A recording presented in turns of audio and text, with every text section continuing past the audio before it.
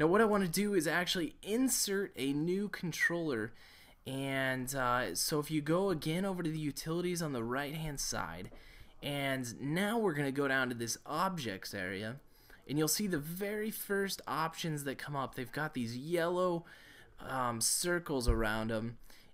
These are going to be the controllers. Now in this case right here, this is just a basic view controller, and what we've done is we've associated with this tab bar controller.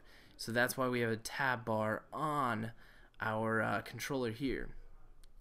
Now what I want you guys to do is you can play around with some of the other ones. We're just gonna select this navigation controller, and what we're gonna do is click and drag and highlight and pull it over just underneath our third view controller.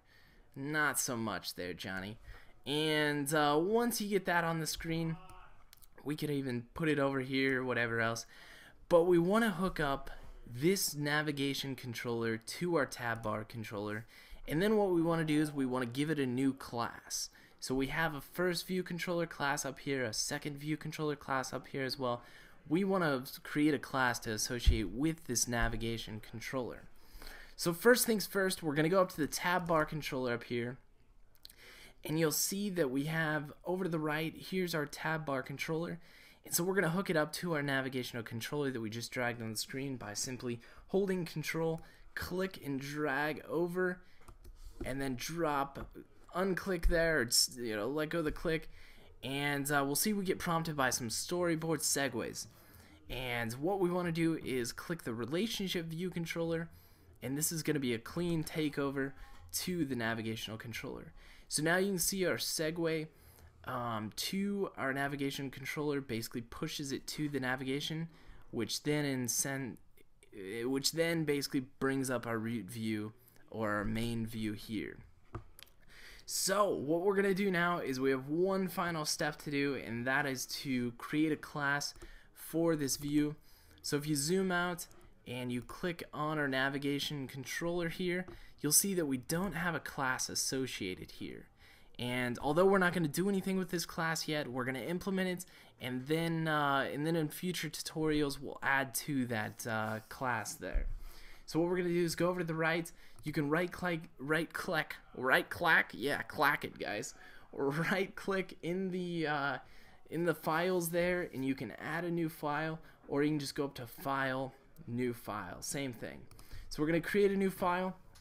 You'll see the first thing that we see is the Cocoa Touch, and that's where we want to be associated because we're going to put in a subclass of our view controller, and that is the second option here.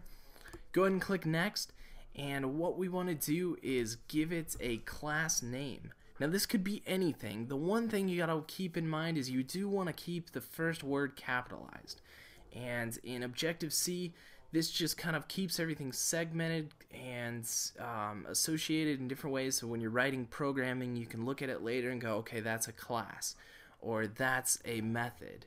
And so in this case the class is going to be capitalized, and we're just going to call this nav third. And the other thing you got to do, you don't have to, but it makes it easy for reading, is for every additional word that you write, whether it's classes or methods, you capitalize the next word. So instead of putting like an underscore, you just basically, instead of putting a lowercase t, you're going to capitalize the next word. So nav third, two words, capitalize nav and capitalize third as far as the class. Controller subclass, you'll see we could do a table view controller, a subclass of the table view controller, but we do want to make a view controller here. So again, we'll just we'll type nav third. Then we can see we got targeted for iPad or not. We won't in this case because we're doing it for the iPhone here. And then with XIB for user interfaces, we don't need that selected because we're working within storyboards at this point.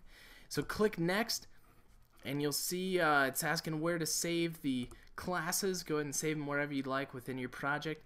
And you can see over to the left, the nav3rd.h and nav3rd.m have appeared over to the left.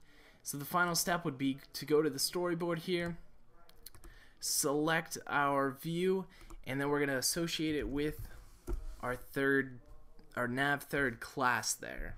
So moving forward, we'll adjust some of the nav third stuff to control some of the buttons and the labels and everything else that we put in there.